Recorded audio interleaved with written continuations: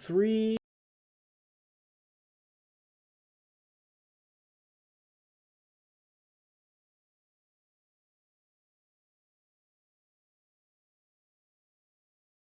Son of a gun! Dead or alive, you are coming with me. And I did what I had to do to win, but somebody wouldn't let us win. We got one! Yeah, unjustifiably in a position that I'd rather not be in, but the cream will rise to the top. Oh, yeah. What are you trying to tell me? That I can dodge bullets? No, Neo. I'm trying to tell you that when you're ready, you won't have to. Hey guys, welcome back to License to View. This is a weekly pop culture podcast where two best friends get the top pop culture news here on the internet. I'm Jason, that's Zach. What's going on, man? I mean, we've talked about it a lot this week, but I feel like it'd be remiss if we didn't at least mention it in the show, even though we've extensively talked about it. But I mean, this is a sad week, Jason. Why is that? Creator of Berserk, Kentaro Miura, passed away on, well, I guess technically he passed away like 2 or 3 weeks ago, but Yeah. The news came out late Thursday night, Friday morning, or was it Wednesday night, Thursday morning? Something like that. I mean, they're a day ahead of us, right? Or day after Yeah, us? I think so. They're a day ahead of us, yeah. But yeah, so, one of the greatest to ever do it is gone. So that's, Yeah. I don't know. It's been tough kind of dealing with that. I rewatched both of I think I talked to you about like 2 of the videos that I really liked about the Berserk retrospective, which was like Super Eye Patch Wolves, and then another YouTuber I watch who's not as big as him, but I like the quality of his videos a lot. He's called Beyond Ghibli. He did one on, and I rewatched his, and it's not as much of a, because Super Eye Patch Wolves is definitely like a why you should like read or watch Berserk. Right. And Beyond Ghibli's is more about like a retrospective on specifically like all the different adaptations that Berserk has had. He goes through like all the animes, and then he goes through all the video games that Berserk's had too, and like their shortfalls and like what they get right and like that kind of thing. So that was interesting to see too. To go through all those again. Now I just want to buy the deluxe editions, dude. It's funny because I had them and I sold the first 3 because I sold them. I was like, because it's never gonna finish. Yeah. So I didn't want to keep buying these deluxes, and they're nice, but like it's never gonna finish. And now it's like, well, will it ever finish? Who knows? And as a fan, and we've said before on this podcast 1,000 times, we are not Berserk purists. We never pretend to be. We enjoy it, but we also don't. What's the word? Like, we're not like obsessed with it. We enjoy it. We like it. We know that it's good, but we also acknowledge things that we don't like in it. It's the kind of stuff like that. So for the guy for him to pass away, where it's such a seminal manga, a seminal comic book, for sure that even though it's not talked about in the West in terms of fiction, like novels, it's impossible to pretend like he hasn't influenced some fantasy authors. Like, it's impossible. If it's like not a Song of Ice and Fire, like it's probably a combination between Game of Thrones, between Berserk, and like all the kind of stuff that in this new wave of grim darky fantasy novels that are popular. I can't not imagine that Miura's work at some sense influenced people. And it blows that we've talked about how it's never going to finish as a joke. Yeah. And now it's kind of like reality. It's kind of like, will it actually ever finish? And it's hard because people want to you want to care about the man, obviously. That's why they took so long to announce it, because it's family. But as readers, your go-to reaction is like, okay, well, what about the story? And I think a lot of people on YouTube who are kind of in the anime community like take that as like a oh, you just not the right time to be worrying about that. Like if it's gonna finish, and to me, it's like the man's work is so iconic and so amazing that And this literally, is the I mean, for him, connection. like, I mean, it's 30 years of his life. So, I mean, I think it's kind of disrespectful to like not talk about his work There, and like whether or not it will get done justice. I mean, that's like, yeah. I mean, it's like, I would say it's probably one of the most defining features of like how he lived as a person. Well, also it's like he died doing what he loved, Yeah. which was the story in whatever it was or however he felt about the story towards the end of his life. But um, not many creators can say that Hmm. that they did their work the way they wanted to do it on their own terms and to go out doing it that way. So few people can say that, you know. And even if it never finishes, like, okay, well, he died doing what he loved and he died doing what he wanted to create. And, as fans, I think it is fair for people to be like, well, what happens?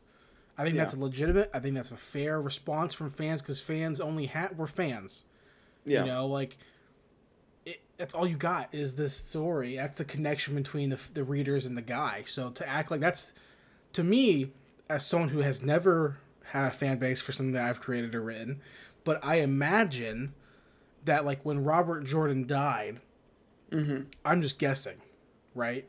Before they announced that whoever was going to finish the series, Brandon Sanders was going to finish the series, I imagine that Robert Jordan's wife, who's an editor and author as well, took the reader response of like, okay, well, what happens to the story as a positive thing because that's like her husband impacted people's lives so much that Hmm. that they're like, okay, I need to know. I want to know because I've been reading this thing for years. I'm invested in these characters in the world that this person built, so I want to see how this person wanted to wrap this story up. Yeah, Um, I think it's. I mean, I think it's.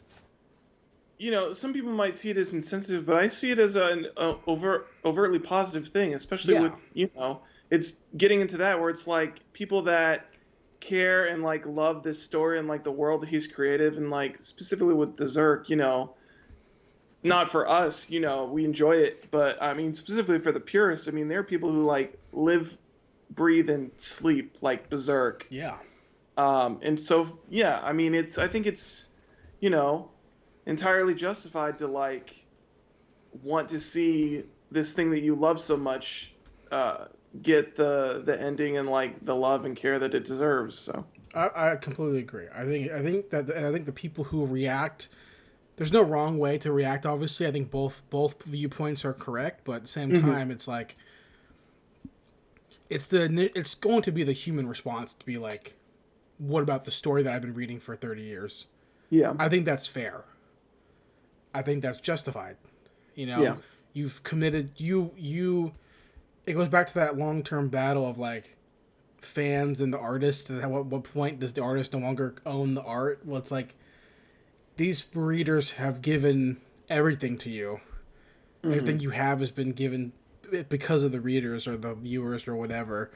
So at what point, I think it's fair to be like, man, I'm sad that he's passed away because what he's given me was a story that I think is no one else has been able to give me. yeah, I think that's fair to be bummed. That's what he's given us. It wasn't yeah, like it was like he's a politician and then a dancer and then a musician. Like he's a mangaka. yeah, His gift to the world was his story. So I think it's fair to be bummed out that we don't know exactly that it won't end the way that he wanted it to end yeah, because he's not touching it's not his pen to the paper. yeah, You know what I mean? So I think that's fair to be bummed out about it. Obviously, it's a sad situation, but it goes back to what we talked about personally off podcast. But like, it makes you think about the other long running things that are not yeah, done yet. The big one obviously is Hunter x Hunter, hmm but for me, it's Game of Thrones. not Game of Thrones, but it's you know Vagabond. It's Mm. stuff like this, like the guy who made Slam Dunk. Vagabond is not done. It hasn't been updated in however long. And Isn't that like on a indefinite hiatus or something like that? I don't even know. But it's another story where I'm like, man, like what are we? he's not he's young, a young guy too. You know, he's Mm-hmm. probably around the same age that Miura was, maybe a little bit older. I don't know, like in his 50s, I believe. But it's like, damn, man, like these stories that are so good that we have no idea if we're ever gonna wrap it up. And obviously, Hunter x Hunter is a big one. But Yeah. yeah, man, what a bummer. Yeah. It's fucking And tragic, it's funny dude. because, like, you know, mangaka and like comic book people die all the time. Mm-hmm. Obviously, nature of life type shit. But like, no one, even filmmakers, actors die all the time. Like, this dude's death has been like the most surprising, but also the most like impactful. Yeah. Not to demean other people, obviously, but it's like, Well, I think specifically when you're talking about like actors or directors or something like that, I would say that the difference with that normally is that they're usually not part of something that is like, extending past like, yeah, a couple of years. I guess the exception might be like, if a famous TV actor that had been yeah, on like some long running show like died before the show was over. yeah. I'm Or sure if it that's was like happened George before. Lucas. Yeah, Yeah, but normally, they're not. Those people aren't normally attached to like these long running expansive series. Um, and that specifically with like uh, Berserk is like something that really only like he's touched and he really knows like the path that it's going to lead. And so it's yeah. kind of like doubly devastating in that aspect where it's like you've lost him and you've also lost this thing that he helped create and that really only he can create. Well, it ties directly into the conversation that we've had 1,000 times on the podcast about comics and manga, Hmm. where it's like, well, where do you go to? How do you read Batman? Well, what kind of Batman do you want to read? Yeah. Right? Well, you should read Berserk. Okay, where do I start? Volume 1. Volume Because chapter one. it's not about whose Berserk run it is. Yeah. It's one guy's vision. It's Muro's Berserk run and you read it from the That's beginning. it. It's his story. You Yeah. know, I guess if it was someone like the duo who makes Death Note and Mm. Bakuman, where it's two people, writer and artist, but that's the manga is two of them together. Yeah. You know, so it would be weird if it was like, okay, well, Death Note until chapter 12, and then the guy dips out, and then they have new mangaka, new Mm. artist. It's like, yeah, it's the same story. It's the writer's story, but that's one of the reasons why, like, when Western comic book guys and girls, you know, pass away, it's like you have to really. For me, I've never been attached to a run so specific that I cared as Yeah. much. You know, For American comic creators, I would assume it wouldn't be more about the run, but if they'd like created a specific character, like the really only one that I could really think of is like Stan Lee, and even at that point, it was like people weren't attached for him for creating any character; they were attached for him for like the Marvel Universe well, cameos it's and like when O'Neill passed away, you know, known for the Question and Batman. So there are people who I think are attached to a character. Like hmm if you know, fucking. No, I'm not saying obviously I want it to happen, but if Jeff Johns passed away tomorrow, yeah, okay, we got Flash Rebirth, Green Lantern Rebirth. He's associated so much with a character. I think the hmm Flash being the biggest one that people would associate these runs with these characters with. You know, like if Frank Miller died tomorrow, it's like, okay, well, we got Batman for sure, Sin City, Daredevil for sure, Sin City and 300, yeah, right? But if we're going for the DC Marvel character, Daredevil, Batman, we got yeah, revolutionize with characters. You know what I mean?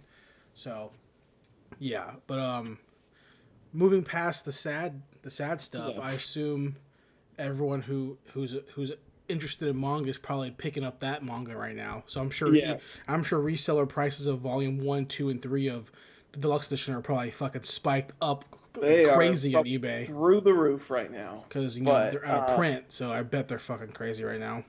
yeah.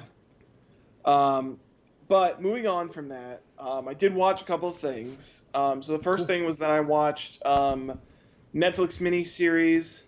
Another one. I feel like at this point I'm just going through one a week. But I watched. It's called "This Is a Robbery." I Can't remember the Oh subtitle. yeah. But it was about an art heist that took place in Philadelphia during St. Patrick's Day.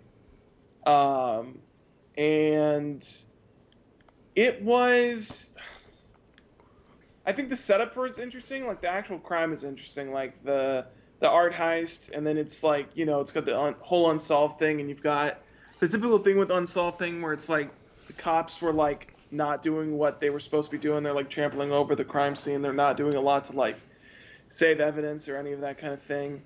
But the series gets really high into like mob ties and like mob connections and like because it's all based around Philly, so it ends up being heavily focused around like organized crime and like those aspects to like the people who stole the paintings. It must have been like an organized crime like specialist team with like a connection on the inside and all this kind of stuff. There's all these different like threads that they pull at, but it's, you know, it's still an unsolved mystery. And for me, I didn't know it was unsolved. Like there's hints are still not there. It's not like when you're watching unsolved mysteries and you're like, okay, I can go in not expecting to like have that itch scratched because it's unsolved mystery. Yeah. This one I'm like, so you're throwing out all these wild theories out there, but there's not really evidence for any of these things, and a lot of the times their investigation disproves the theory. Yeah. So at the end of the 4th episode, I'm like, okay, so where do we go from here? Right. Because like clearly it's not the mob, or if it is the mob, they're just really good at hiding it. So it's like, I don't know what you're gonna do. I mean, most of these guys are arrested and they're not talking, even though they're arrested. So, well, you know, and it's a much different genre, but in the same kind of vein. So you kind of understand where I'm coming from. But you know, we were playing our RPG game recently, you know, and I was telling our friend to watch Memories of Murder, yeah, by Parasite JSA guy. I can't. Bong Joon Ho. I think it's Bong Joon Ho. Yeah, I always forget his name. But to watch Memories of Murder because it's about South Korea's first serial killer, and it's an awesome movie. And Criterion just put out their remaster or whatever you want to call it of that movie from like '03, and it's a fantastic movie. And I'm gonna buy it once this Criterion summer sale hits. You know what I mean? But yeah, it was an unsolved mystery. And it's not a spoiler because whatever. The movie does not hinge on it being solved or not. It's the point of the movie is like it's like Korea under martial law ish kind of time and first serial killer, right? But the crime gets solved not in the movie, but like 3 years ago. Oh, So knowing that, it's like you watch the movie knowing that, you're like, oh my god. Or if you don't know that, you watch the movie, then you Google it, you're like, oh my fucking god, like this is crazy, you know? Yeah. But when I first watched it in like 2007 or 8, way like 10 years before the mystery was solved. I remember being like pissed, being like, this fucking bullshit.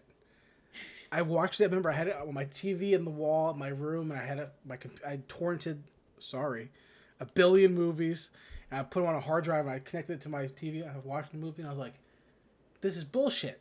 I wasted my fucking time, and it was such a good movie until the fucking end, and it was trash. But now, rewatching it, I'm like, okay. it's pretty good. It's bad the real now. mystery solved? Yeah, it's like, okay, we got it. We figured it out. Okay. I haven't watched the documentary you're talking about. I have it on my list to watch, but I just haven't done it yet. I mean, it's interesting in the aspect of like, I mean, I like the organized crime stuff. I think the going into the underground of that is super interesting, and I really like the setup for the crime. I mean, the art heist is it's impressive, and the things that they were able to take, and like kind of the brutality of it too, especially for like a heist crime where it's like they talk about the fact that it's like they basically like rip these paintings out of their frames because of the way that the paintings were in their frames on the wall. They're kind of like, I don't know how exactly, they're like kind of like somehow like encased in the frame, and so they basically like cut them out and like tore them out. Right. So it's kind of like, especially for like, art and stuff like this. These are like, hundreds of years old pieces of art, and a lot of them are like priceless. And then they're Yeah. like being manhandled by what you assume now at this point are organized thugs. But Did they ever say at the end, like, if they got sold or they got fenced or anything like that, or they're just no, never been able to track down any of the ones. They got damn? close. There's one girl, or there's one woman who was. I mean, there's very strong evidence that it was organized crime because there's definitely a woman who was related to one of the guys that they point the finger at as being involved in the heist, and she was essentially helping to move in at one point, and she basically like helped him hang up on the wall one of the pieces of art, which she didn't know at the time because she didn't watch TV. And then basically the cops came to ask her later, and they started flipping through the paintings. She's like, "I seen that one. That was hanging up on my brother's." What was wall." the crime like? Sophisticated? It's fairly sophisticated in the. I think the weirdest thing about it is, so the basic rundown of the crime is that they assume that it was a two-person job that did it. They both dressed up as cops and basically like came in to the security room and basically like forced these guys to like let them in, and then they tied them up, put them down in the basement, and like the striking visual of like one of the security guards who just is like face is like entire covered with duct tape, like he was like a hippie guy, so he's got like long curly hair, he's got like a tie-dye t-shirt underneath his security uniform, and he's got like duct tape like just wrapped all over his face, like all haphazardly. But it's like after that they spent 81 minutes in the museum after they tied the security guard up stealing paintings, and it's such a long time. Were they wearing masks? They don't say. They didn't show up a mask. Like they showed up like they have sketches of their faces, but they assume that they were wearing. It's like in the sketch they both have mustaches on. They assume they were fake mustaches, but the sketching of them are like not that great either. Yeah. Like as far as like the people that they eventually think like did the crime, like the sketches like don't look like anything like that. So the guards don't die, right? No, the guards both lived. Okay, so it's like, okay.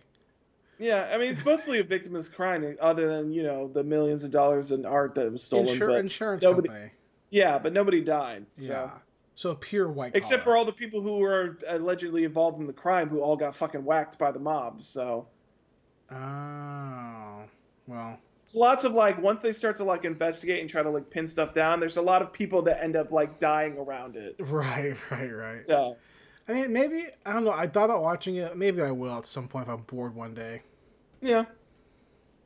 It's not bad. But yeah, I mean, I've definitely watched like I mean, Night Stalker for them that's still like the pinnacle of like the Netflix true crime series. Yeah, I think for me it's always Night Stalker or Evil Genius or. Yeah, Evil Genius is definitely. I mean, people would say Making a Murderer, but I haven't finished it. I couldn't finish it. I think I got like 1 or 2 episodes in, and I don't know. I did not find that story very compelling. Yeah, I didn't care enough. Yeah. I think in terms of true crime, which we ramble on all the time about true crime, but true crime docs like The Jinx is really great. I still need to watch that one. It's really good, and it's weird because he's in it. It's even weirder because he's fucking in it. Like actual dudes in it? Yeah, like they interview him. It's so fucking weird. That's Durst, isn't it? Yeah, it's so weird. Yeah, because I think his trial restarted this week. Yeah, he's in it, and then there's one from like 10 years ago, or maybe even longer, which is about like this random robbery in a house where these 2 guys like killed his wife and daughter and like set a fire. I can't remember what it's called. It's their HBO ones. There's that one. That one was good. And there's one like about a father and son duo where they're like magicians or clowns and they like rape a boy or something. I can't remember what it's called. It's like something, and it's like watching the something. It's like their last name, or and it has it's all home movies, because one of the brothers, the other brother, is like filming the whole thing during like the trial and like whatever. I can't remember what it's called. Shit. But the one that always is forgotten is the West Memphis 3 one. Yeah. Well, there's 3 of them, I believe, and the first one is brutal. I think I told you before. Okay. The first one is like, geez, I think you have, Louise, yeah. man. But the first one, if I'm misremembering, it's called Paradise Lost from '96. Okay. Paradise Lost: Child Murders at Hood Hills, 2.5 hours long, 100% Rotten Tomatoes. Oh wow. Okay. I'm pretty sure it's HBO original. I'm pretty sure. But like the opening scene is like the crime scene footage of the boys in the river. Jesus. Like the opening scenes, like you see them bound and bound and all kind of shit, and you're like, dude, this is the starting scene. Like Yeah. not like we're gonna have a fucking scene of the woods and panning. No, this is the opening scene. So if you're not prepared for this, fuck off. This is what we're doing, you know. And I could be wrong, but I feel like listening to the last podcast episode about this, this was the first time Metallica let someone use their music. I feel like is what I remember. I think that they said Because that, because no, how it was all Satanic Panic kind of shit. And Metallica was like, no, fuck that. The metal's metal. I'm pretty sure that's what happened, but I could be completely wrong. That sounds right. That sounds familiar. I'm trying to remember. I haven't watched it yet. I don't remember if it's HBO or not, but it's like what is it? This Dear Zachary one, I think. I haven't seen that. Trying to I remember. haven't seen that one. That was about child murder too, so that's always fun. Is it old or new? Do you know? I know it's older. Oh, it is on Netflix. So the one Dear I'm talking about so it's called the Cheshire Murders from 2013, and it's Okay. on 2007. 2 ex-convicts broke into a home, it resulting in a triple homicide. That one was good.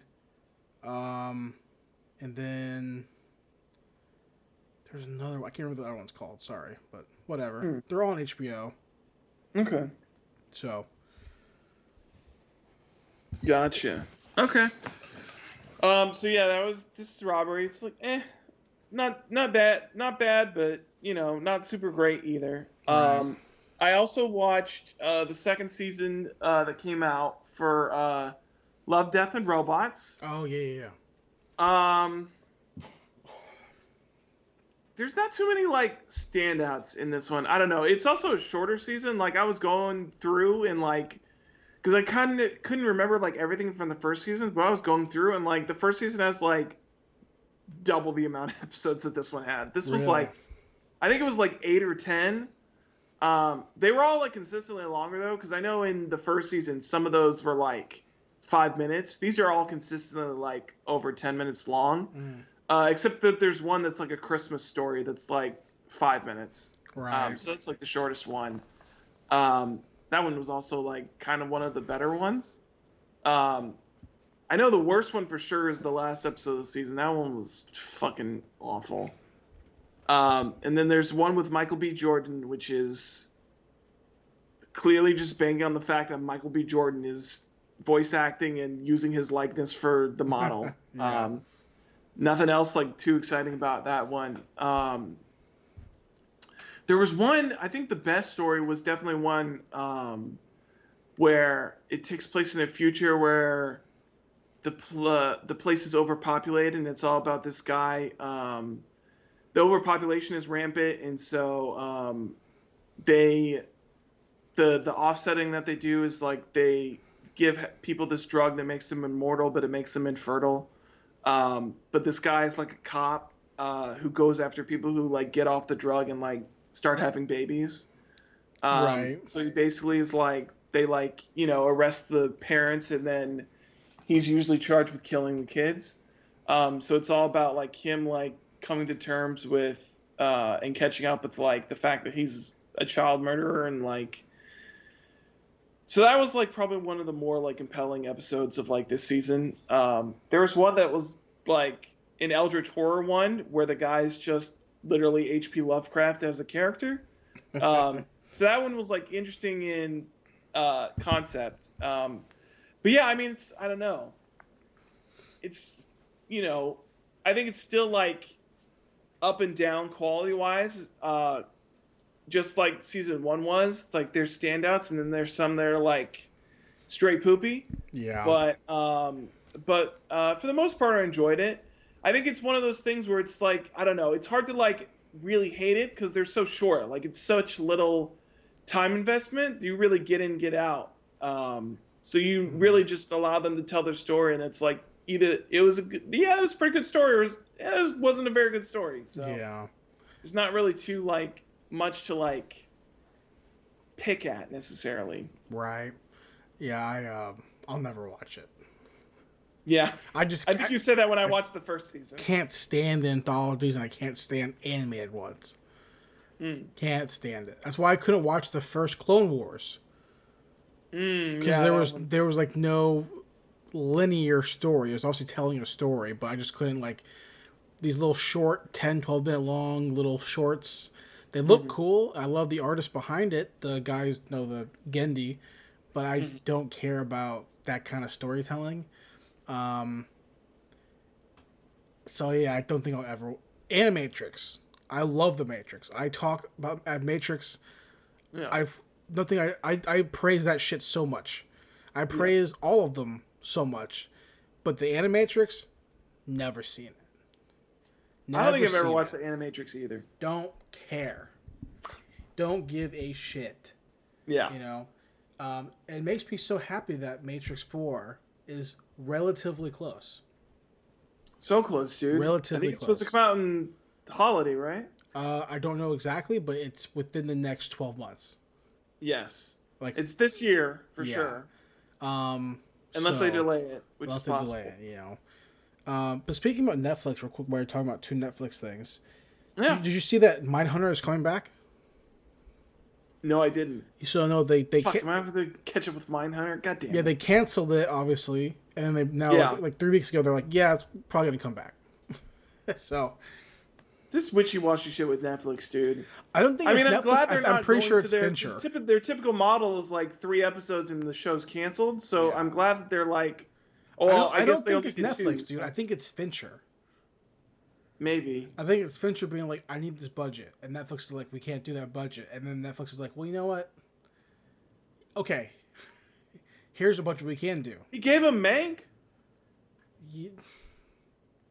I didn't watch it.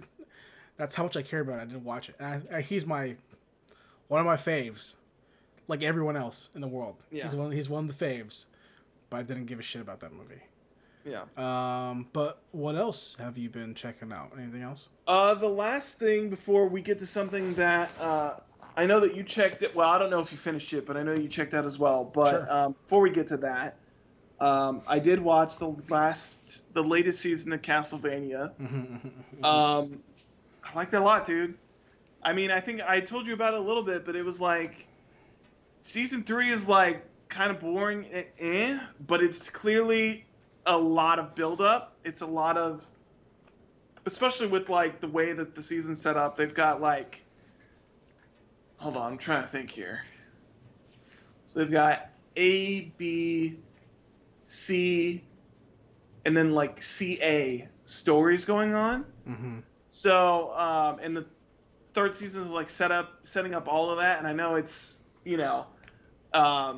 one of your major complaints was that the show isn't really like action heavy as it like marketed itself to be. Mm-hmm. And I would say that this season definitely was action heavy. I told you about it a little bit, but I mean, every episode this season, aside from like basically the epilogue episode, had at least one standout action scene in the episode. And then the 9th episode is just like, I mean, that's just balls to the wall the whole time. Yeah. But I'm really happy with it. I like it a lot. I mean, they definitely like leave it open-ended for there to be more stuff with other Belmonts in the future. that's not Trevor. It seems like this was really like an epilogue to Trevor and Sypha's story. I did So I'm see that fine with that. Netflix was done with it.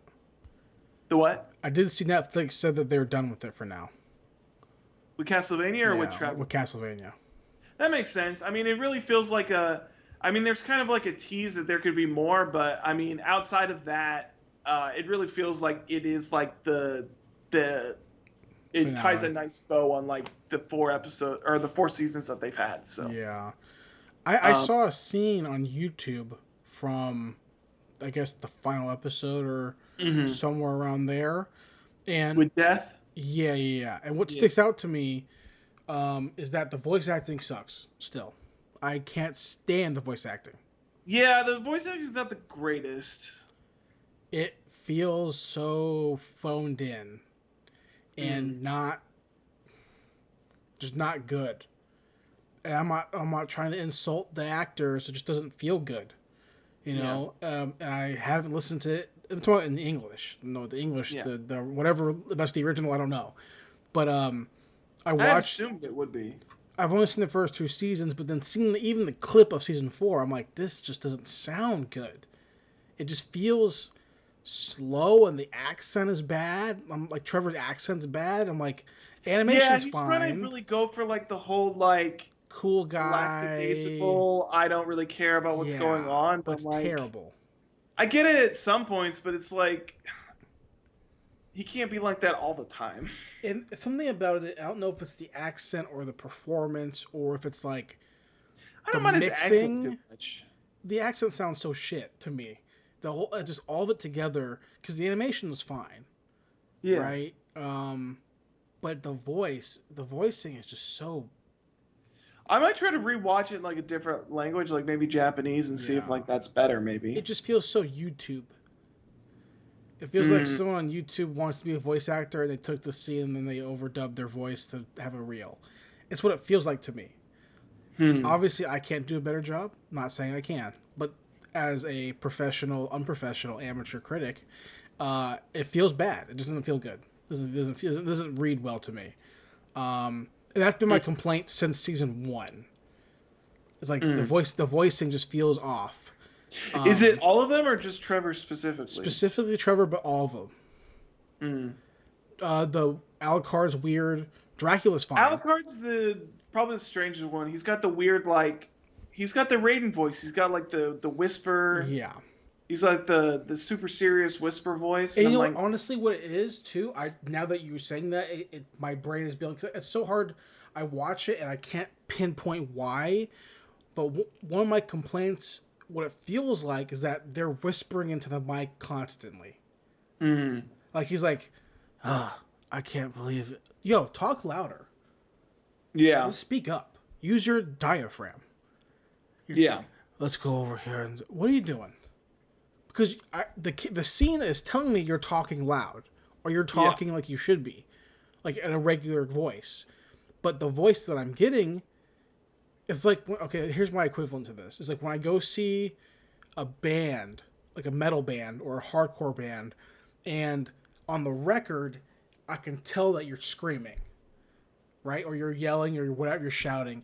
But then I see you live or a live performance of the same song, and you're not doing that into the mic, and I can tell, because through the speakers, I can hear the way you sound. And it sounds like you're just making the noise, but I can tell that you're not putting the force behind it. So it sounds real shit. And that's what this sounds like to me. Just specifically with Trevor. And if your main character, to me, I can't stand, will not watch the show. Because you're the main character. You know? And I'm trying to think of an example of something else that happened to me. But there's a billion examples. Yeah, I don't know. I mean, I get that complaint. I mean, I don't mind it necessarily per se. It didn't like take me out of it. Yeah. I think just because I watch it so much.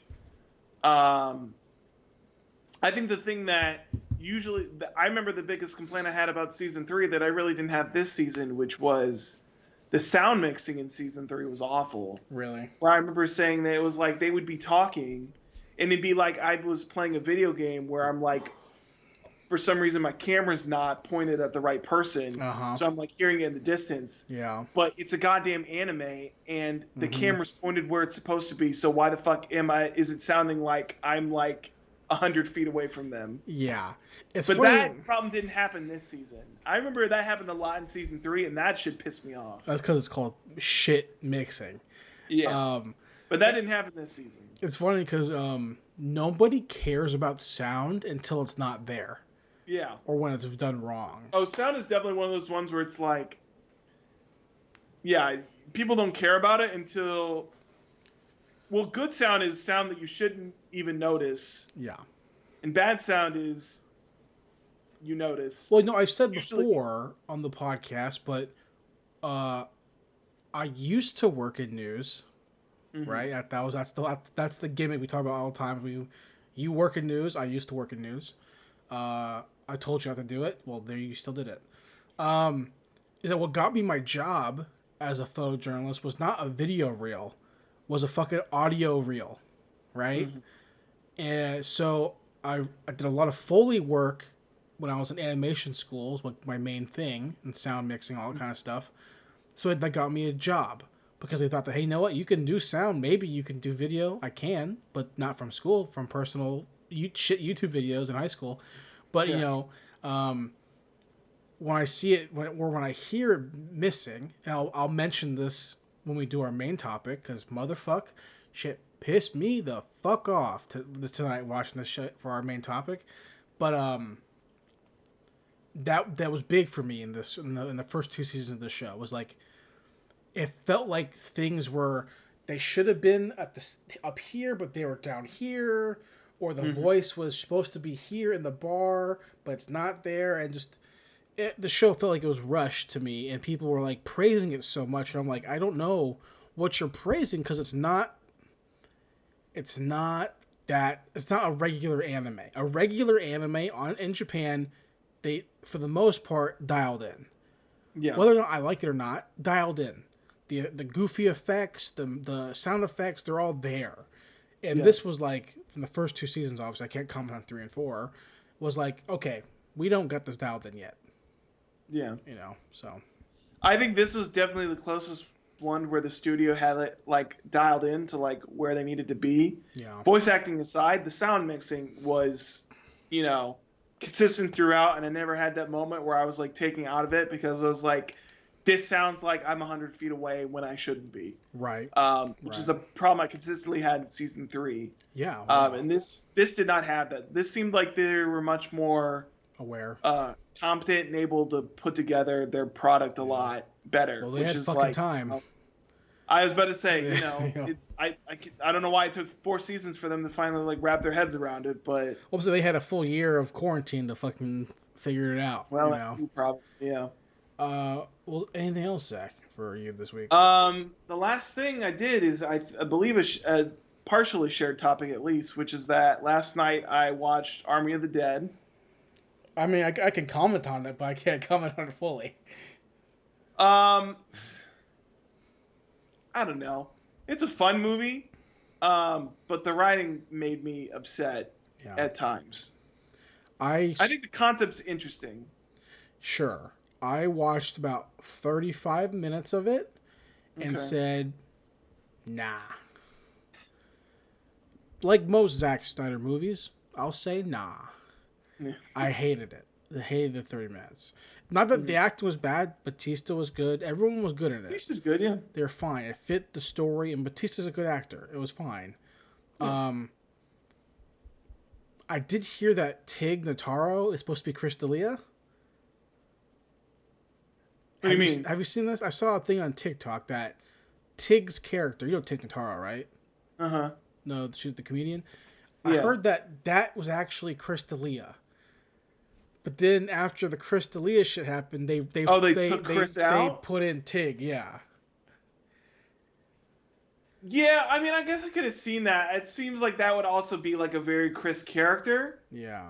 I don't know. She was fine with it. That makes more sense though, because I definitely saw something on Reddit where it was like, I think the thing was like the amount of money it cost to green screen Tig Notaro into this Yeah. was like the amount of money that it would cost. Apparently, he also had like a prequel to this shit, and it was like the Yep. amount of money it cost to green screen in Tig Notaro was the amount of money it would have taken to make the prequel for this movie. Yeah.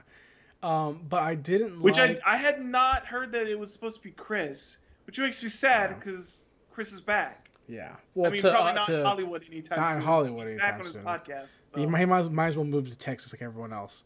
Yeah. I didn't like.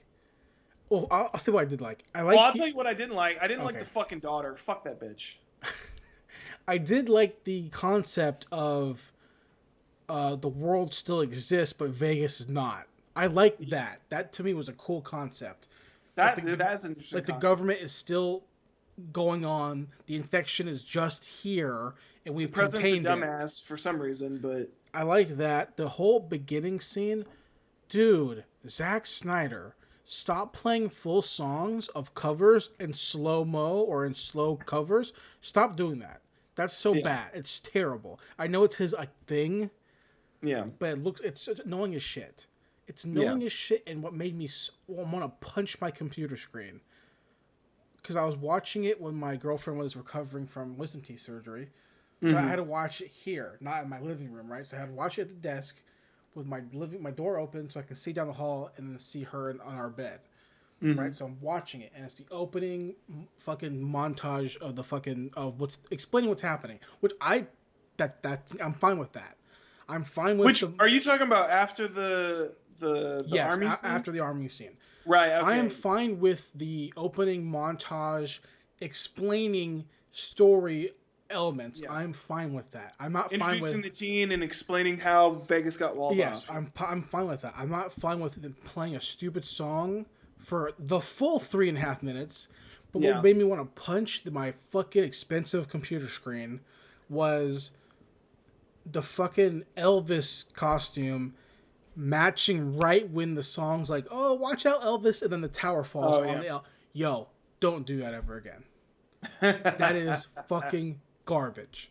That is terrible. And I know it's like wink, wink, nod. No. That's bad. Well, that's not a wink, wink, nod. That's a here's a 2x4, Yeah, back it's you over the head nod. So bad.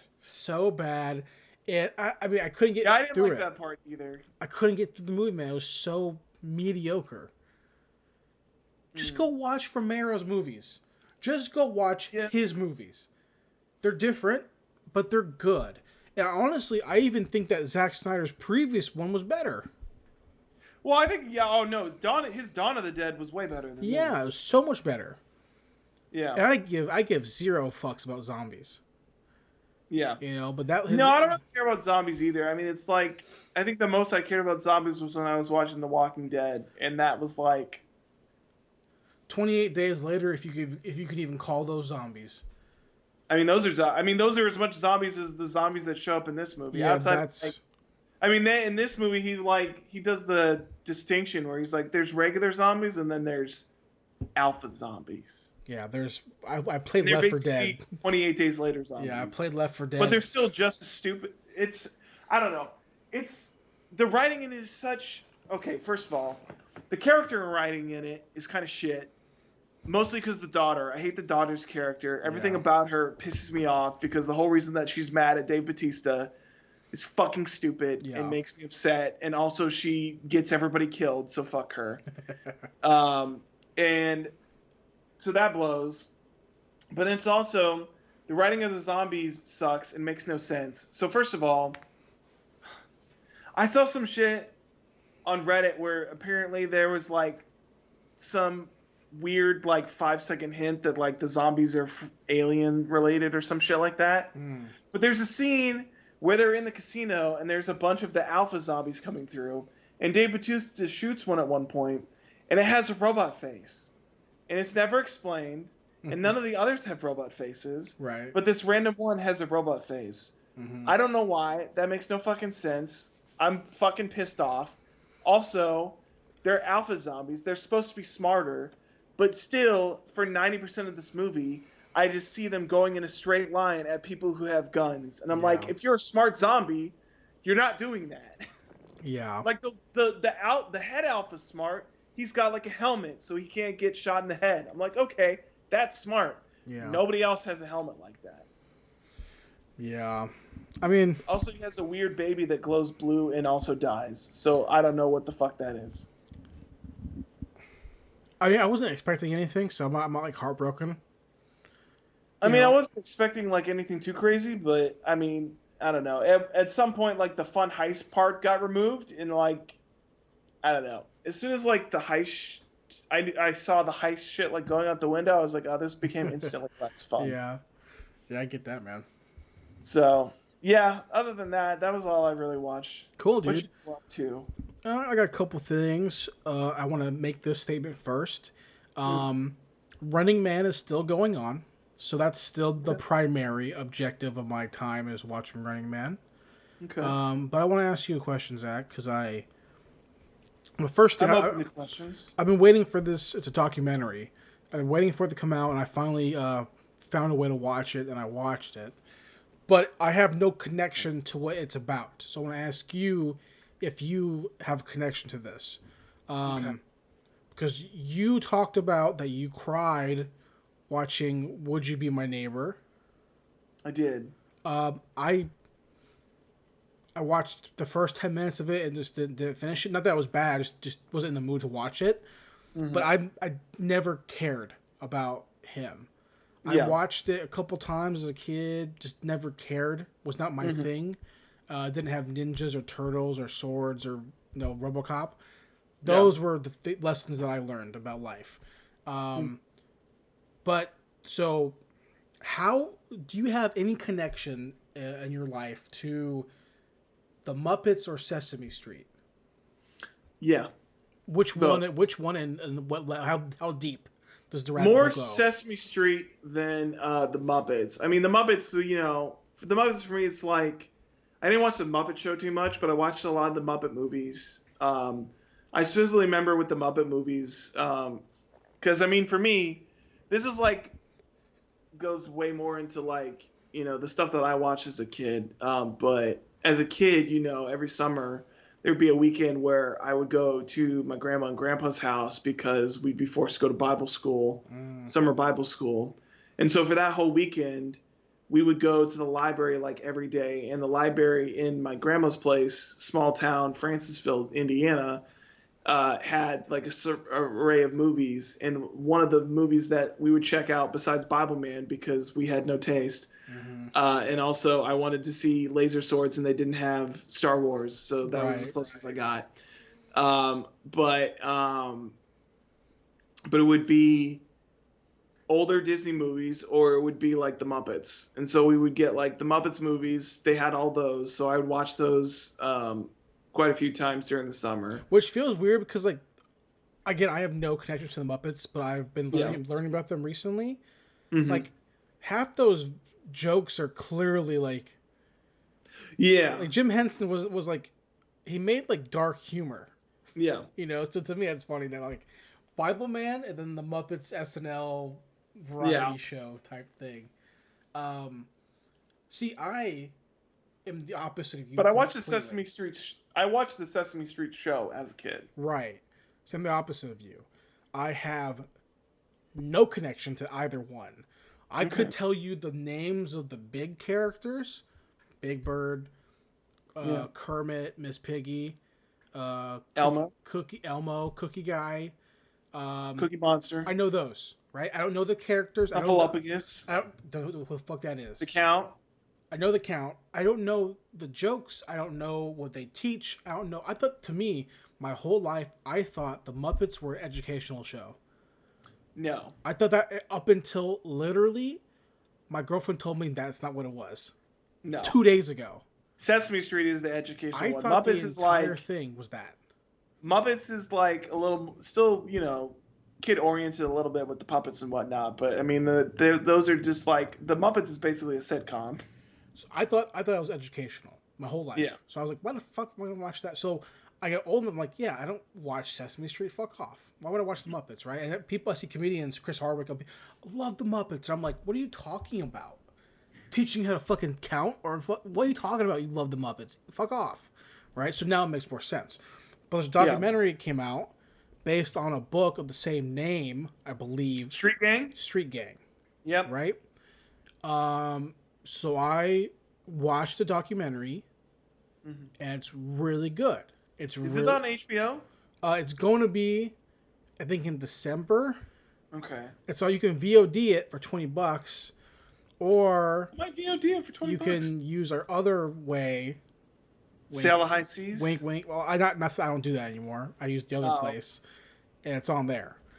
Gotcha. Sorry, but $20 for Sesame. I had no connection to it, so I'm not gonna. I mean, for you, I get that because You can't have prove. no connection to it. No one can prove. $20 for a documentary that you have no connection to. Listen, no one can prove that I didn't pay $20, so I paid $20. But it's really well made, really good, and for someone like me who has no connection to either property, for me to say that it's good means that it's a well-made documentary, and it's basically about, the beginning of Sesame Street up until, like, there's not really a decade, but they kind of explain like the different era up until the original people who made it kind of leave or die or whatever. Yeah. Up until when Jim Henson passes away. And in the middle, or like in the very beginning, when they're explaining how they're going to kind of put the show together, and then they have the people, like the backstage people who made it, and they're like, yeah, we're going to go talk to Jim Henson. And they cut to Jim Henson's like original Muppets shorts, and they're like super brutal. Like, it's like fucking like, puppets are exploding and shit. Like, it's like super black comedy. And I'm like, the Muppets? They fucking PG'd the Muppets? And I was like, oh no, that's always what it's been, I guess. But it was really good. I really liked it, and I think that you would enjoy it if you care. Obviously, you have a connection to it. So if it was like, hey, here is, fucking Barney, well, I fucking love Barney. So I would Barney's dope, man. be all about it. If it was like, here's a documentary. Look, man, it's like this. You tell me that you got the Teletubbies coming out, I'll be like, hell yeah, I'll watch the Teletubbies documentary. Never watched it. The Tinky Winky. I love me some Tinky. Yeah, Winky. I know the names. I know that. But I never watched it. I mean, when I think of like little kid shit, Blue's Clues was for sure. I was all about that shit as a kid. 100%. Bear in the Big Blue House is a big one. Never watched it. I know what it is. You didn't watch that one? I love Bear in the Big Blue House. I know what it was though, but yeah, it was like Blue's Clues, Barney, and like that was really all I can think of that I watched as a young kid. What's the lion one? Blue's Clues and Barney are like the big ones. Oh yeah, for me it was like Blue's Clues, Barney, and Bear in the Blue House. Like those are the big ones for me. So. Yeah, I think I was too old for Dora, and. Yeah, I was way too old for Dora when that started. Too old for the lion one. Too old for that stuff. That. It's like a bunch of lions living in a house. Like puppet lions. I don't know. So I don't know that one. I had no connection to Sesame Street, and but it was good. I enjoyed it, and I recommend it. So I watched that. Okay. Then I watched the movie called New World. I mentioned it when we played our RPG a few days ago. It's South Korean crime drama from 2013. I watched half of it, waited a day, finished it. Really great movie. Really great crime movie. At first, the premise is almost like Infernal Affairs. It's pretty much very similar. Undercover cop, criminal organization. He's undercover for a long time. He's trying to get out, but his handler won't let him out. His handler's old boy, and it doesn't turn out the way that anyone expects. It's a really not as twisty, surprising ending, but a way different ending than I thought it was going to be. And Yeah. I think we lost you for a second. You back? Yeah, I lost you. Yeah, you froze on my. Okay, you froze my end. No, but the ending was, it's completely blew my mind. Not like it was a shocking, like, oh my god, so crazy, like Old Boy's ending. Yeah. It was more like I didn't expect them to go this direction, and it's really fucking awesome. Okay. So I really enjoyed it. It's called New World. And then I wanted to mention that I watched The Swordsman, which is for another Korean movie from 2020, and it has Joe Taslim in it as one of the bad guys. and then also has the lead character is from Volcano High. If you ever watched that show from that movie from the early 2000s, I don't think so. Volcano High, South Korean action supernatural action comedy from like 2001 2002.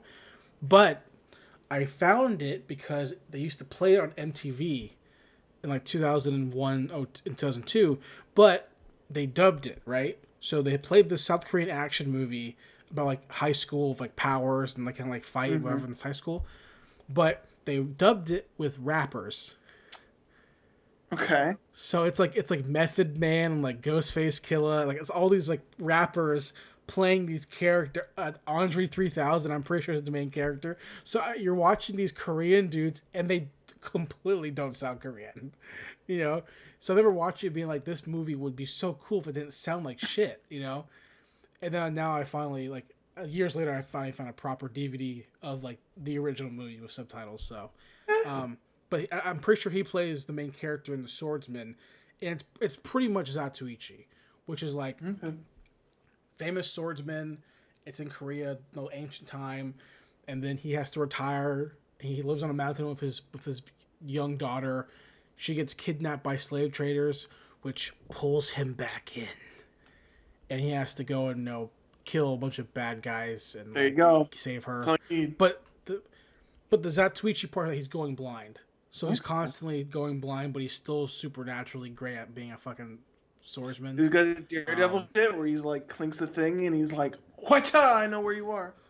No, not really, but the whole movie he's like blank face, like you can tell he's like looking. He's not. They're pulling up the blind aspect where he's he's looking in like different directions, looking at the ground, shots of his ear so he can hear stuff, and it's a good movie. It's not like the best movie, but it was a solid action movie. Okay. So I watched that. Last thing I watched it's a Johnnie To movie, which I've been talking about the last few weeks. Johnnie To. 1999, Johnnie To, Andy Lau, Lau Ching Wan, Lau Ching Wan. I can't say Chinese names. I don't fucking know. Lau Ching Wan, Lau Ching Wan. I don't fucking know, dude. Whatever. He looks cool, though.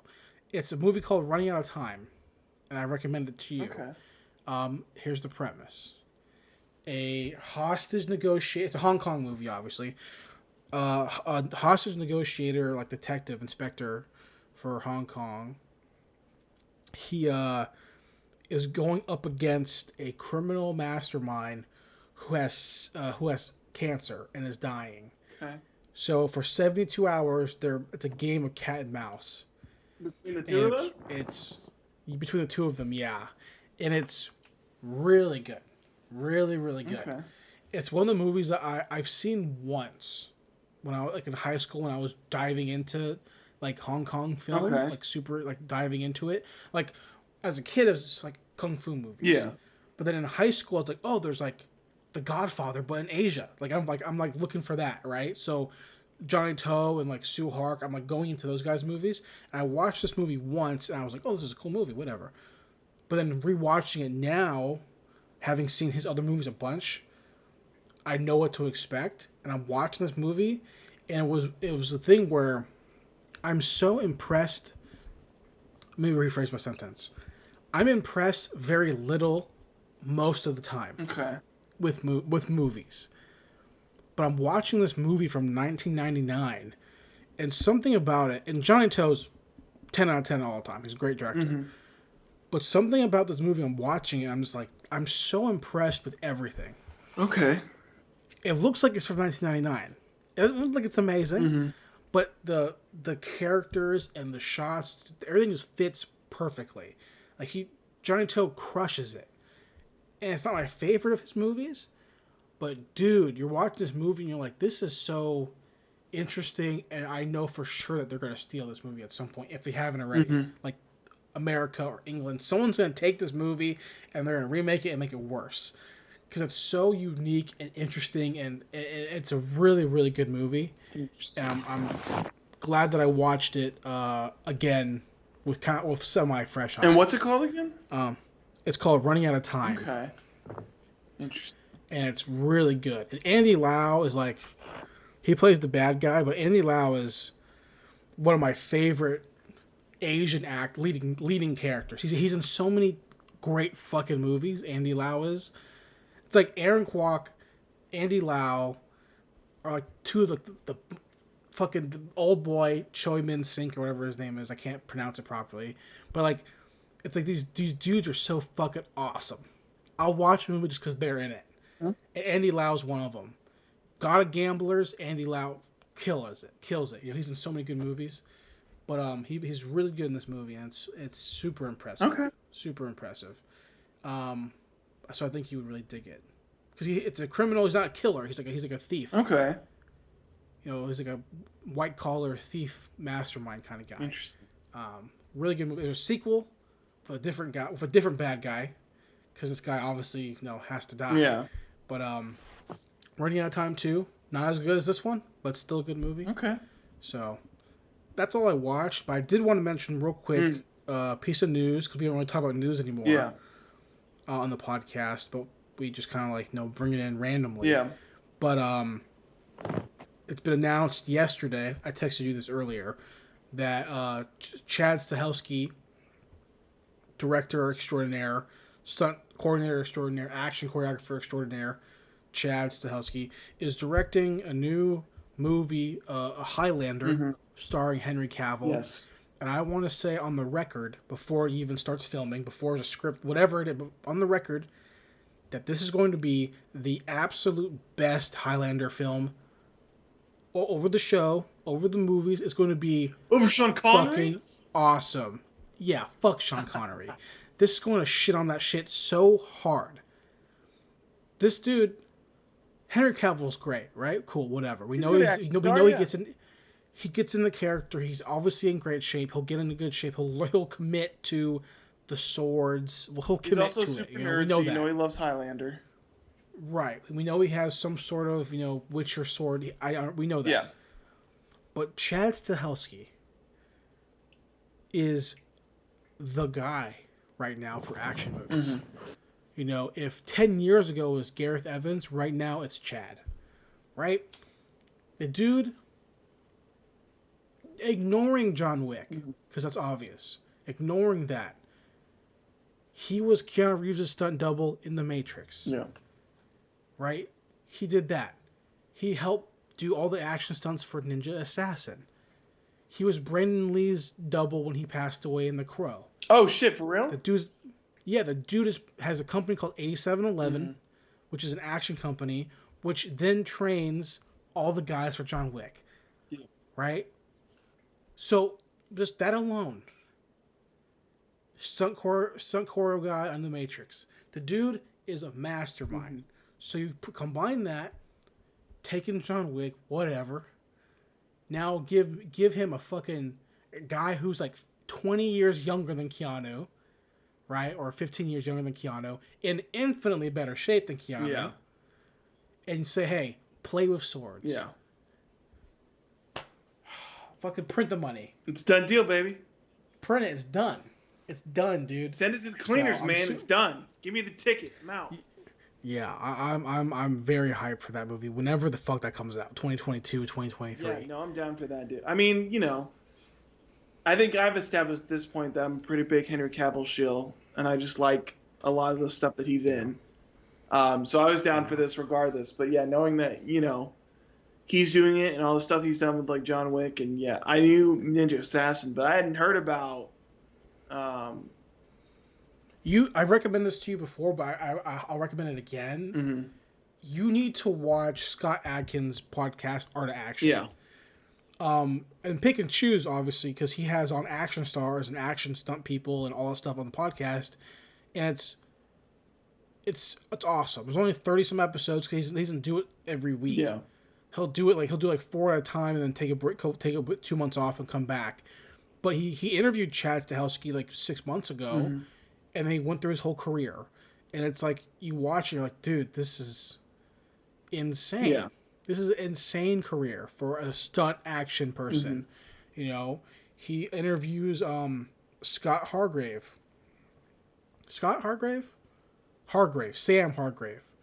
who is the director of Extraction. Right? And he's also a choreo guy from X-Men and all the stuff. Marvel, stunt coordinator. So like, Yeah.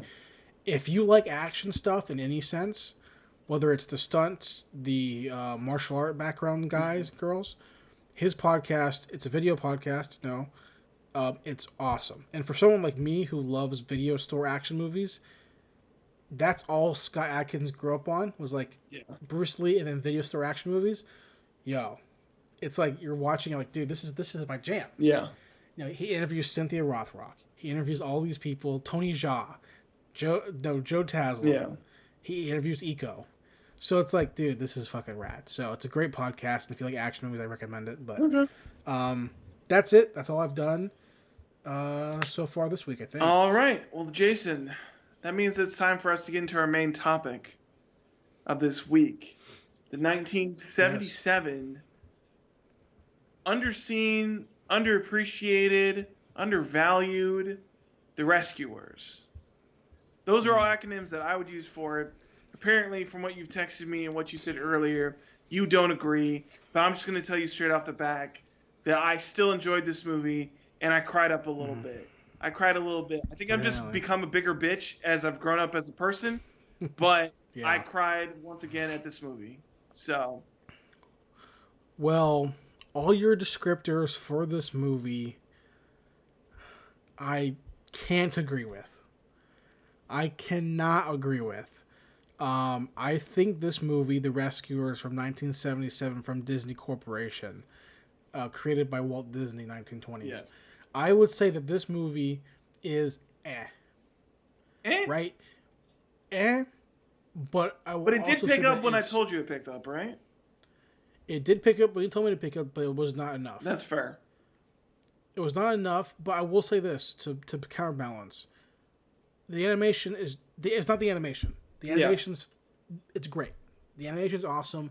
The map backgrounds are great. Yeah, the people matte are great. paintings that they have are great, and I think the only thing that I didn't like as much was the opening title matte. Oh my god! Just because it terrible. took too long. It took so fucking long to get through it. Also, the opening scene is so weird. I mean, this is one of those movies where it's like there's nothing to it. Like it just drops you into it, and like Penny's dropping the bottle over the side, and you're like, I don't even know what the fuck's going on right now. Well, the opening title card's like, are we watching a TV show? Yeah. Like, what the fuck are we watching? This is like the opening to like a fucking, a classic cartoon opening. It's like the fucking like cursive writing. Yeah. You're like, the fuck is this? But I don't. The animation's fine. The people, everything looks great. It looks great. It's 1977, so maybe I'm just used to modern day animation. But to me, the audio mixing is weird. In terms of the voices, that could be a product of the time, I'm assuming. But my biggest issue with this movie, besides to me just not being fun to me, just being me finding it personally boring, was that they rarely use Foley for anything. Yeah, I think that would be a problem too. Yeah, there's not a lot of sound effects, Foley work. I don't know about. I think for me, sound wise, the thing that I dislike the most about this movie is a thing that they tried to force in there, which I really don't think they needed to, because I think for me, this felt like a traditional, like, classic, like, 50s, 40s, like, adventure type movie. Like, this is definitely going for that. But this was the era of Disney where, like, everything had to have a fucking song and, like, characters had to sing. Yeah. But it's also, like, and I learned this doing a little bit of research afterwards, but they also had all of their voice actors for this movie, at least the main ones, like none of them could really sing, and so they wanted to like have their cake and eat it too, where it's like they had the voice actors do it, but the person who did the songs, they're undiegetic songs, which I don't like because they just like pop up for like no fucking reason. They're also like not that compelling to like the overall story in and of itself, like especially the opening title song. I was like, what? Why not listen to this? But they're undiegetic, so there's like songs in there. Like there's literally one point, I think for me, the thing that made me the most upset is like, I don't remember exactly where it happens, but it's like right after Penny gets caught again, and there's like a a complete break in the plot so that you can have this one song that like completely slows down the entire pace of the story up to that point. To piggyback off that, they'll go between scenes and they'll hold the final frame of the scene going to the next transition, and the sound is cut out. Yeah. There's no sound for like longer than it needs to be, and then sound will come rushing back into the next scene. And I know that's not a 1977 thing because Star Wars, Godfather, 5 years before that. So I know it's not that. Yeah. It's just poor editing, in my opinion. Pacing to me was just the beginning is so slow and drawn out. And you did tell me that when it gets to the pawn shop, it does speed up. It does speed up, but to me, it's a personal thing in terms of the story, the characters I didn't care about. Even though the art's great and I do like watching the art, the lack of Foley. What they'll do is they'll have scenes where like the girl's running through the woods. It's just music. Yeah. So there's no impact. There's no environment. There's no. It seems so shallow because she's running through the woods. They're animating the branches hitting her, but there's no sound of branches breaking. Just music playing. I mean, she's going through the swamp, so she should at least be hearing like the squishing of her boot or her feet as she's like going through the swamp. But then they'll cut to another moment where she's running through water, and then they'll Foley the water. I'm like, okay, so what are we doing here? Because if you're trying to build tension by adding in the water, imagine if you built tension through the entire scene by adding Foley. Yeah. Because then the whole scene is now ramped up in terms of tension. They didn't do that. And to me, that made it seem shallow and kind of hollow. And to me, that was like really a poor decision, even if it's 1977. It ain't fucking 1950, baby. It's 1977. This ain't old. I mean, at this point, we've had a lot of great movies at this point. Yeah. You know what I mean? So it's not like we haven't learned lessons about film editing. You know? So to me, it was just so mediocre. And I have no context for this. No, I haven't seen this movie before. This is the first time I've seen it. So I was kind of like let down by what I thought the movie is not what it was. I think what kind of bummed me out. I think what you thought the movie was definitely what the second movie is. I hope so. The second movie is overall a better movie in my opinion. And it also I think benefits from like it's 13. The sequel to this is 13 years later, so I think it also benefits from like the overall time of like those animators like growing and learning and like perfecting their craft a lot. I hope so because I mean, look, man. Like I like this first one, but the second one is definitely like my favorite, and it's like as far as like childhood movies for me, like The Rescuers Down Under is like up there, like it's one of my favorites. Up there with like Oliver and Company. Like I love that. I love. I mean, I remember when I was in animation school, there's always a debate about like classic Disney, like whatever you want to call it, golden age Disney, whatever the proper term is. Excuse me. Versus the more modern era of Disney, and I always thought there was no fucking question. Like. I always forget if it's Little Mermaid or Beauty and the Beast, whatever movie. The Little Mermaid was the first one of the new era. Whatever that like that's so clear. It's better. Yeah, clear is better. Better songs, better mixing, better attention to detail. Everything is better. Not even a fucking question. Yeah. The fact that I would rather watch Brave Little Toaster than this fucking movie says wonders about your animation studio. Not that the old movies are bad, because people love Peter Pan. People fucking love that shit. I get it, blah, blah, blah. Right? But this is not their finest moment, even though I saw it made a ton of money. It did. But you know what? I get it. It's 1977. What the fuck else are you going to do? You know what I mean? Yeah. You're going to fucking go home and watch Kojak or some shit. I don't fucking know. You know what I mean? But like, I was watching it with my girlfriend, and we're sitting there, and we're 30 minutes in, and she goes, "Are you bored yet?" Yeah. Yes, I am. It was so painful. So at the last 20 minutes, I had to implement. Okay. Jason's fast forward. Oh no. So last 20 minutes of a 70-minute movie. Yeah, I did Disney Plus. Fast forward 15 seconds, and I predicted the whole thing. Yeah. Literally, it was like right before they go into the hole. I was like, they're gonna go in the hole. The water's gonna rise. They're gonna find it. Blah blah blah. Because they mentioned this all 10 minutes The before plot this. of this movie is like by the numbers. Like there's not Yeah. I assume for probably in 1977 it was probably a little bit more twisty, but like even Was it? You think? maybe Probably not. not. I don't know. Well, I didn't enjoy this movie at all. But I want to say that I tried. Okay. I had an open appreciate mind. you trying. Yeah, I had an open mind, man. I went into it hoping that I would like it. I will say I honestly, think you would enjoy the second movie a lot better. The thing is, I hope so, specifically, 'cause a lot of it's the yeah. technical complaints that you have are definitely not there in the second movie. So Right. I mean, as I'm getting older, I feel like you'd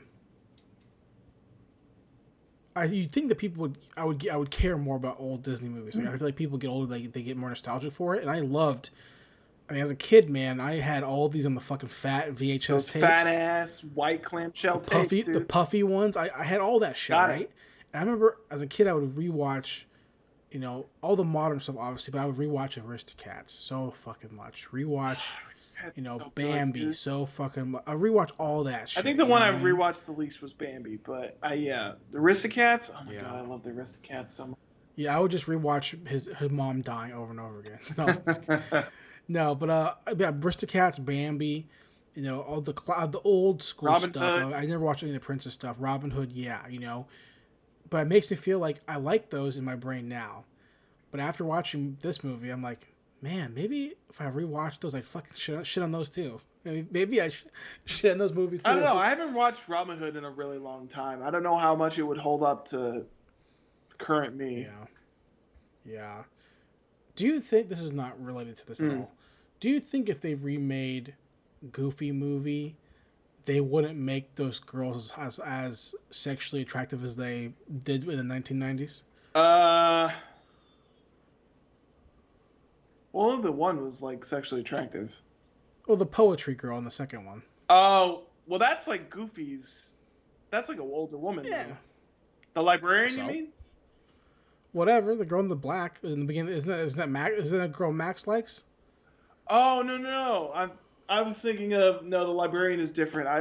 You're talking about the one that I can't Snaps. the chubby whoever the chubby one is. I don't know if she's chubby. Is No, she? the guy's chubby.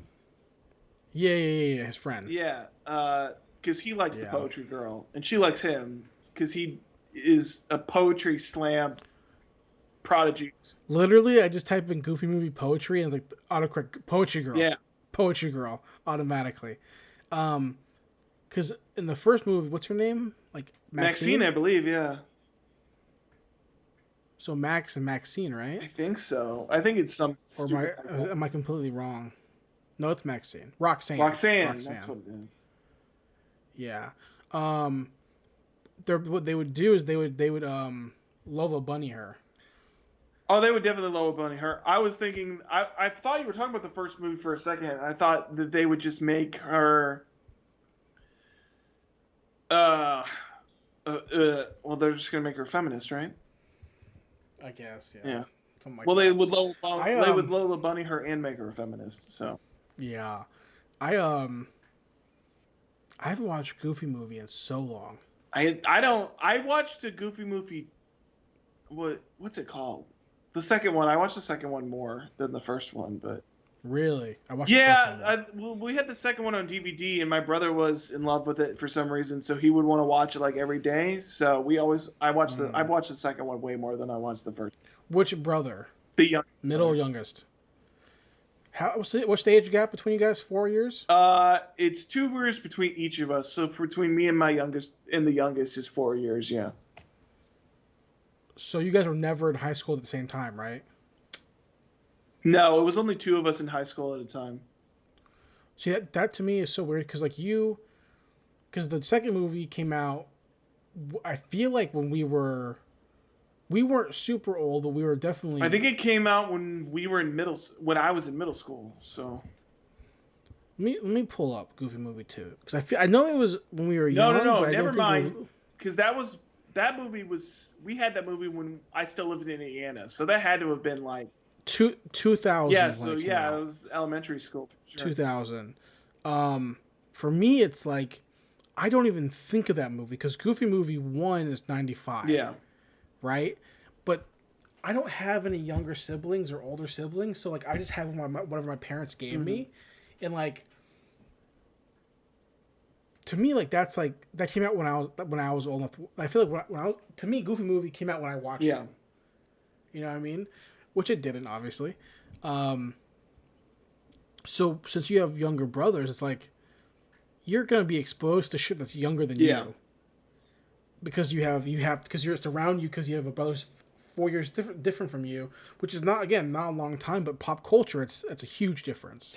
Yeah, my pop culture was definitely extended. I mean, it's like biggest thing for me was like watching Disney Channel shows, and it was like specifically with like my younger brother, it was like that age of whatever age he was, where it was like Hannah Montana and Sweet Life of Zack and Cody, and those are the only two I can remember. I'm sure there's other ones, but those are the only two I can remember.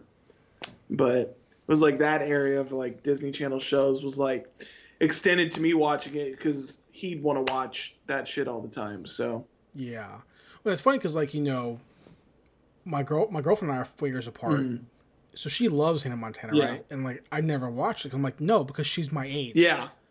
Like I am the same age as Miley Cyrus, so I'm not gonna watch the show when we're the same age. It's about her. We're the same fucking age, right? So either I'm younger than her watching it, or I'm older and it's weird. Yeah.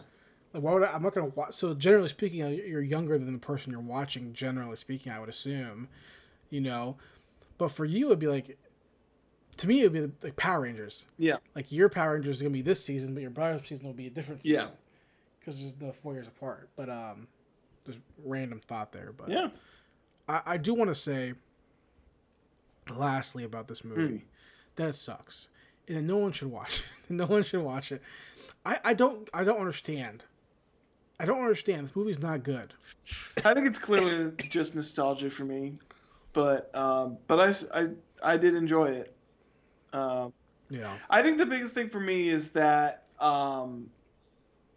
it kind of hit on like that.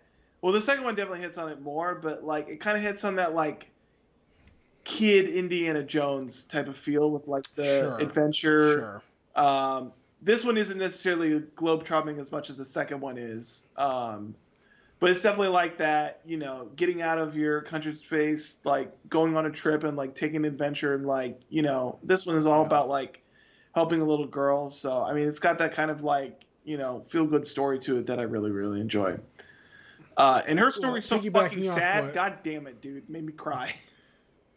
I didn't cry. I definitely cried. I was like, she just wants to be loved. She's so sad. You can see she drew her supposed parents in her fucking kidnapped den, because that's all. Is she in the second movie? What? No, is she in the second movie? Okay. But no, real quick, just to piggyback off what you said in passing, Indiana Jones. Yes.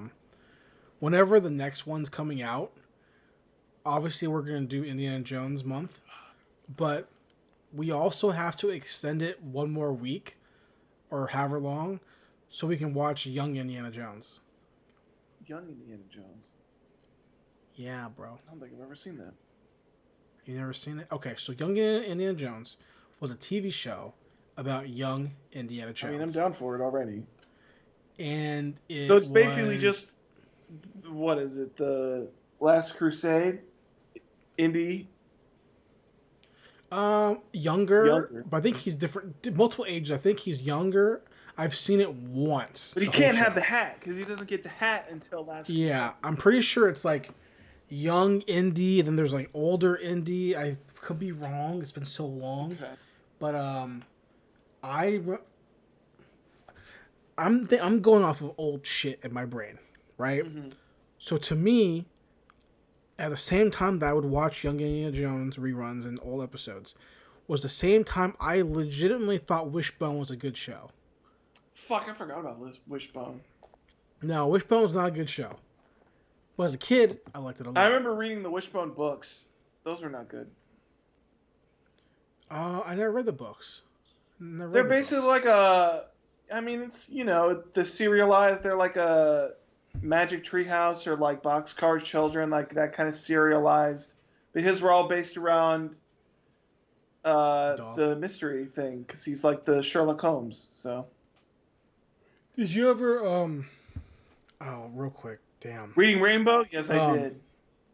No, I could not stand Reading Rainbow, bro. You didn't like what's his face from Star Trek? I can't remember his name. I was gonna say Data. I was gonna say LeVar something, but I feel like that's racist. LeVar Burton. Is that LeVar Burton? I'm pretty sure. It is LeVar Burton, actually. No, so a couple months ago, like 2 months ago, there's a toy pre-order for a 1/6 scale, 12-inch figure of Where's Waldo. Ooh. And I was like, yo, I love that shit. I would get that shit absolutely. And I was going down the rabbit hole because I haven't read a Where's Waldo book, or played, whatever you want to call it, in fucking 20 years. Yeah. Right? It's been about that long for me, yeah. I was looking it up. It's a British book. Mm-hmm. I had no idea. Is it still going on? And I don't know, but the original title, I think it is, according to Wikipedia. The original, the British version is called Where's Wally? Huh. And they changed it to Where's Waldo in North America. Why do we have to change that? I don't know. I feel like Waldo's more British than Wally. It absolutely is, because we have a Wally West. Yeah. Why are we changing it to Waldo? I remember the Where's Waldo book that we had was a Where's Waldo Batman. That shit was really cool. I remember when I was a kid, whenever the teacher would be like, all right, go grab a book, people would rush to 2 books. Mm-hmm. Waldo, mm-hmm. Where's Waldo? And if you didn't grab Where's Waldo, or if you didn't like Where's Waldo, you went for I Spy. Oh shit, dude, I Spy? And you're like, yo, this is my whole reading time right here. This is all here. Look, I gotta find these. I gotta find a comb. I gotta find 2 scissors, and I gotta get this shit done. It was like I Spy, Where's Waldo, and the Guinness Book for the year. That was the Scholastic book for every year for me, baby. Getting that new Guinness Book of World Records. Hell yeah. Yeah. Do they still do that, you think? I should ask my Scholastic? sister. I don't know. Yeah, Probably. The book fair. Or just like ebooks, like PDFs. I hope not. That'd be kind of sad. Go to the library. Who wants to buy table set out. The Guinness Book of World Records? Ugh. Fuck, you go to the library. The tables are all set up in a round circle. The books are all positioned properly. Mm-hmm. Have the little fucking the little shitty paper pamphlet with the books on it, where you can take home and be like, all right, Mom, this is what I want to order. And they would out give like you an envelope 90% of the things, because why do you do that? Yeah. Yeah. They give you an envelope with the things, send what you want. You walk up there, but here you go. All right. Yep. And you just hope that they give you Captain Underpants. You hope that they let you sneak in Captain Underpants. Yeah, but they don't though. Yeah. I feel like he got canceled. I feel like. I don't know. I know that there was like the same guy made like a different series that had like a dog in it or something like that. I feel like Captain Underpants, the author, got canceled recently. I could be completely wrong. Oh. I don't know. Well, Zach, is there anything else you want to mention about The Rescuers, whatever it's called? I just want to give this second movie now, because I remember liking that movie a lot more. Yeah, I hope I like it, man. I think you'll like it.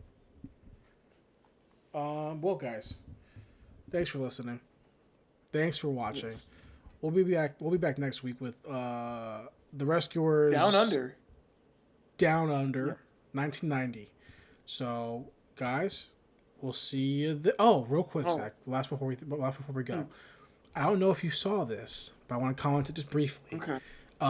Last week we did 3 Ninjas High Noon at Mega Mountain. That's true, we did. Right? And I talked about briefly that the guy who plays Colt is on TikTok. Yes. Right? He commented on the Instagram post. What? He was like, he's like, I played Colt in the movie. Do I dare watch this? And my response was, oh, hey, we mentioned your TikTok. Honestly, we didn't like it as much as when we were kids. You know? Because my reaction was like, I think he thought that I would be like, oh no, don't watch it because we rag on it. I was like, no, we didn't like it. I was like, no, dude, we didn't like it as much as. Honestly, it's like we had better versions of it as kids. So The response was literally like, honestly, we liked it better as kids, and then he never responded again. So I swear, because I see him on TikTok and he'll respond to people. That's like, crazy. People will talk shit to him. People will talk to him and talk shit. And he'll like comment back, right? Mm-hmm. But I feel like he saw the response that I typed, which was like, "Nah, we didn't like it." Like, he's like, "Do I dare watch this?" To me, that comment, I'm just judging. The comment of like, I played this character in this movie. Do I dare watch this? Made it seem like, or do I dare listen? It's almost like you're like, I took it as you're trying to bully me. To be like he's trying to bully you, or we're trying to bully him. He's trying to like be like, hey, you talk shit. Here I am. Do I dare? That's how I perceived it. I have no idea. Obviously, that is not is not what I originally thought of. But I could see that also being what he was trying to do. Because if you go on his TikTok page, you'll see that he's like an MMA guy, he's like a fit martial art guy, right? And he like so he's pretty confrontational with people. If people talk shit, like being jackasses, right? Like to him, then yeah, he responds to them, but he's never like super duper like shitty or anything like that. But like so I took it that way because I think he's probably used to like people being like, this movie fucking blows because it fucking does, and I was like, no, dude, like it wasn't good. I didn't like as much as I could. And then no response after that. I was like, I mean, you can listen to it. I mean, whatever. I mean, you can listen to it, but like if you're expecting us to be like, this is the best Three Ninjas movie, I'm sorry, but you're wrong. I'm hoping.